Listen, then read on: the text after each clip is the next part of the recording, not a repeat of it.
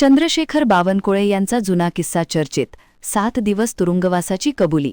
भाजप नेते आणि मंत्री चंद्रशेखर बावनकुळे यांनी सोशल मीडियावर सुरू असलेल्या टीकेवर अखेर प्रतिक्रिया दिली आहे. सांगलीत बोलताना त्यांनी आपल्या लग्नापूर्वीचा एक खुमासदार किस्सा सांगितला.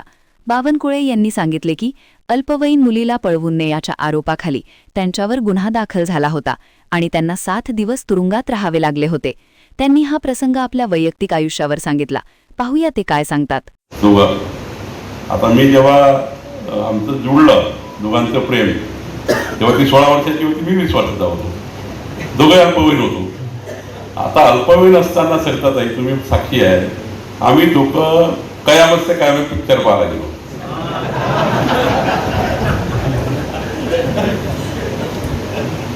सरिताताईचं घर त्या अलंकार टाकीत जेवढून 200 मीटरवर आहे. त्या कयामत से कयामत पिक्चर पाहून बाहेर आल्यावर पोलिसांनी आम्हाला पकडलं. फुलारी साहेब म्हणजे आता आम्ही लहान लहान दिसतो, छोटे छोटे 20 आणि 16.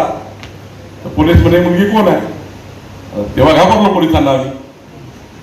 तर ती सांगून नाही आली, मी घरी सांगून नाही आलो. पाहायला गेलो पिक्चर. तर पिक्चर पाहिल्यानंतर पोलिसांनी पकडलं तर अवघड झालं. आता 16 वर्षाची माझी बायको, मी 20 वर्षाचा. ती ना घरी सांगतायत आणि मला ना सांगतायत काय केलं आम्ही. पिक्चरच पाहिला होता.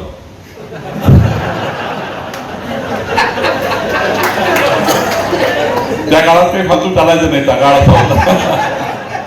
आता हा काळ 40-35 वर्षापूर्वीचा काळ. पिक्चर पाहून आल्यानंतर पोलिसांनी पकडलं. सरळ सीताबर्डी पोलीस स्टेशनला फुलारी साहेब तुम्ही घेऊन गेले. तिथे कारण नसताना माझ्यावर अल्पवयीन मुलगी पळवून नेली म्हणून घेतलं. हा, पळवून नेली. 363, 367 टाकायचं पोलिसांच्या बाजूला. 363, 367. मी 7 दिवस सेंट्रल जेलमध्ये राहतो. सेशन कोर्टाची ट्राय झाली, कारण 363, 367 सेशन ट्रायल आहे. मला 1.5 वर्ष कोर्टात जावं लागतं. माझी बायको जी झाली आहे ती वारंवार सांगायची, मी पळून नाही आलं, मी दोघे पिक्चर पाहायला आलो, मला कोणी पळून नेलं नाही. पोलिसांना ती वारंवार सांगायची, मी काही पळून नाही आली आहे, मी पिक्चर पाहायला आली आहे. पण नाबालिक मुलीचं बयान घेतं कोण? तिच्या आईवडिलाचं बयान घेतलं. आईवडिलांनी सांगितलं हो बाई. आता नाबालिक असल्यामुळे तिचं त्यावेळी पोलिसांनी बयान काही ऍक्सेप्ट केलं नाही. आणि पोलिसांनी आईवडिलाचं बयान घेतलं, तिच्या भावाचं बयान घेतलं. आईवडिलाला काही माहित नाही, भावाला काही माहित नव्हतं काय झालं, हे पिक्चर पाल केली की कशाला गेले. त्यांनी स्टेटमेंट देऊन टाकलं, होय आमची मुलगी गायब झाली. तर खरं तर अशा घटना घडतात जीवनामध्ये. मग आमचं लग्न झालं. सेशन कोर्टमध्ये कोर्टाने सांगितलं की अल्पवयीन मुलगी जरी असली, फुलारी साहेब अल्पवयीन मुलगी जरी असली, पण ती कडनं बयान देते की मी पडून गेली नाही. माझ्या बायकोलाही सांगायला लागलं कोर्टात, मी पडून गेली नाही, माझ्या नवऱ्याला मी पळून गेलो होतो. आता इतक्या वर्षानंतर, 37 वर्षानंतर एक इन्फ्लुएन्सर धाराशिवचा, तो माझ्या जीवनावर टीका करतो आत्ता 4 दिवसापूर्वी. आणि म्हणतो की बावनकुळेंचं आयुष्य असं आहे की लहान लहान पुढे पडवून नेल्या, हे केलं ते केलं.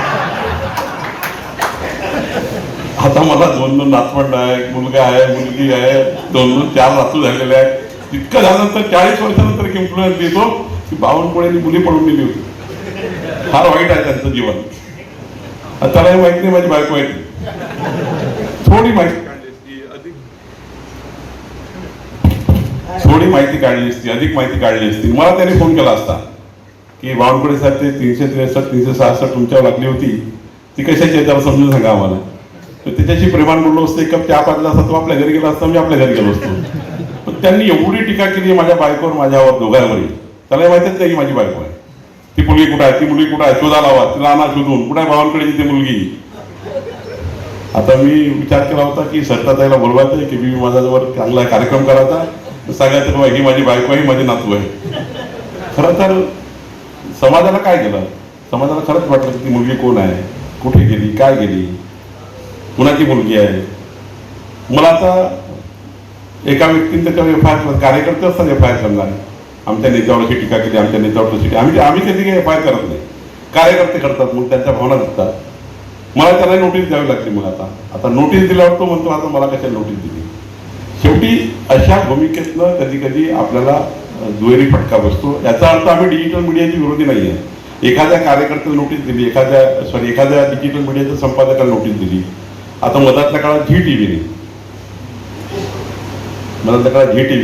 म्हणजे मला सत्काराला बोलवून माझ्या कार्यक्रमाला बोलवून म्हणून मी बोलतोय. झी टीव्हीने एक न्यूज दिली की बावनकुळेंनी तर खैरात वाटून दिली TDR. अरे नोटीस द्यावी लागली 100 कोटी रुपये, कोर्टात जावं लागलं.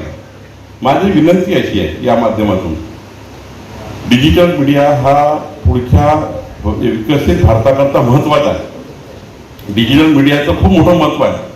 आम्हाला डिजिटल मीडियाला सांभाळण्याची गरज आहे, सरकारला सांभाळण्याची गरज आहे.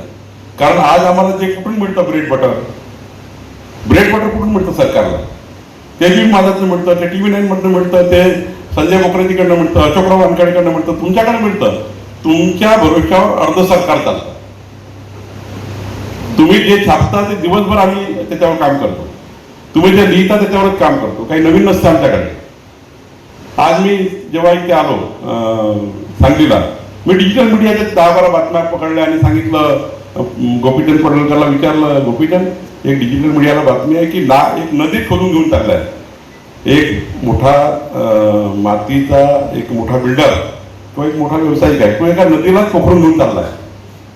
200 ट्यूब तिथली माती काढून ते नदीत घेऊन चाललाय.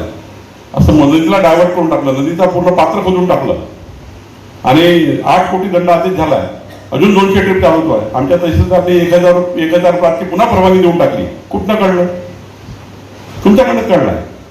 माझं महसूल खातं 90% मी पाहतो हे डिजिटल मीडियाकडनं, इलेक्ट्रॉनिक मीडियाकडनं आणि प्रिंट मीडियाकडनं. त्यामुळे हे तुमच्याकडनं आम्हाला सर्व येत आहे. पुढची भूमिका फार महत्वाची आहे. मी तुम्हाला एवढंच सांगेल की हे अधिवेशन घेण्याचे जे तात्पर्य संजय बोकरेजी, अशोकराव वानखेडे तुमचा आहे, अत्यंत महत्वाचं आहे. या अधिवेशनामध्ये प्रशिक्षण झालं पाहिजे, एकामेकांची देवाणघेवाण झाली पाहिजे आणि पुढच्या काळामध्ये सरकारचं महत्व आणि सरकारमध्ये तुमचं महत्व हे अधोरेखित झालं पाहिजे. मी एवढंच सांगेन, राज्याच्या जबाबदार मंत्रिपदावर मी आहे. एका पक्षाचा सत्ताधारी पक्षाचा एक जबाबदार पदाधिकारी आहे, पक्षाचे पदाधिकारी आहे आणि जबाबदार मंत्री आहे. मी तुम्हाला विनंती करतो, डिजिटल मीडियाचं संपूर्ण हित जोपासण्याची जबाबदारी सरकारची आहे. ती आम्ही सरकार सांभाळू. तुम्ही सांगितलेलं ते निर्णय आपण करून घेऊ. डिजिटल मीडियाच्या पाठीशी सरकारने खंबीरपणे उभं राहिलं पाहिजे का तर राहिलं पाहिजे. 100% सरकार उभं राहील. संजय बोकरेजी ज्या काही मागण्या तुम्ही केल्या त्या मागण्या सरकार पूर्ण करेल. देवेंद्र फडणवीस सरकार हे खऱ्या अर्थाने आम्ही तुम्हाला खूप महत्व देणारे सरकार आहे. जे मागणी कराल ती मागणी आपण पूर्ण करू, जे नियमानुसार आहे. पण माझी विनंती आहे की पुढच्या काळामध्ये मी हे व्यक्तिगत प्रश्न सांगितले, व्यक्तिगत विषय सांगितले, हे मी माझ्यावरनं अनेक लोकांचं उदाहरण दिलं. अनेक लोक याच्यामध्ये कधी कधी त्या ठिकाणी बळी पडतात. एक उदाहरण दिली, खरी वस्तुस्थिती काय असतं. दोन्ही भाग बघितले पाहिजे. तुमचं व्यक्ती स्वातंत्र्य बघितलंच पाहिजे, पण दुसरं जागी बघितलं पाहिजे. आणि मग वाटल्यास तुम्हाला वाटलं की हे खोटं आहे, माझं खरं आहे, तर मग तुम्ही त्या ठिकाणी शेवटपर्यंत रेटत नेलं पाहिजे. एवढीच माझी विनंती आहे. मी पुन्हा एकदा मला या ठिकाणी कार्यक्रमाला बोलवलं आणि इतक्या मोठ्या मान्यवराचा, इतक्या मोठ्या व्यक्तिमत्वाचा सत्कार माझ्या हस्ते केला. मला विश्वास आहे संजय बोकरेजी, अशोकराव वानखेडेजी, ज्या व्यक्तिमत्वाचा सत्कार आपण केला हे व्यक्तिमत्व फार मोठे होणार आहे. हे महाराष्ट्राचं भविष्य आहे सर्व. तुम्ही बघा 10 वर्षानंतर जेव्हा आपण पुन्हा इथे येऊन सांगलीला, सरताताई फार मोठे झाले असतील, फुलारीजी फार मोठे झाले असतील, नवनाथ पण फार मोठा झाला असेल. कारण यांच्या जीवनामध्ये त्यांनी केलेला जो काम आहे ते फार मोठा आहे. त्यामुळं सत्कार हा अपेक्षेचा, आशाचा आहे. आणि आपल्या अपेक्षा आणि आशा या सत्काराच्या मान्यवर जे आपले 8ही सत्कार मूर्ती आहेत त्या पूर्ण करतील. ज्या अपेक्षेने आपण त्यांना सत्कार केला आहे त्या अपेक्षा पूर्ण करतील अशी मला या ठिकाणी सांगायचं आहे. पुन्हा एकदा डिजिटल मीडियामध्ये आलेल्या सर्व या ठिकाणी अधिवेशनात आलेल्या सर्व प्रतिनिधींचं मनापासून अभिनंदन करतो. आज संजय बोकरेजींनी मला तुमच्यासमोर बोलण्याची संधी दिली, त्याबद्दल संजय बोकरेचे आभार मानतो. एक त्यांनी जो विषय मांडला आहे की 10 एकर जागा त्यांनी इथल्या क्रीडा संकुलाला सरकारला दिली, त्याऐवजी 10 एकर जागा त्यांच्या संस्थेला त्यांनी परत करावी. जिल्हाधिकाऱ्यांनी मी सूचना दिलेत आहे. जिल्हाधिकारी तात्काळ प्रस्ताव पाठवतील आणि संजय बोकरेजी आपली ही मागणी पूर्ण करू. पण हे करत असताना त्या ठिकाणी डिजिटल मीडियाचं हित जोपासलं जावं अशी विनंती करतो. धन्यवाद.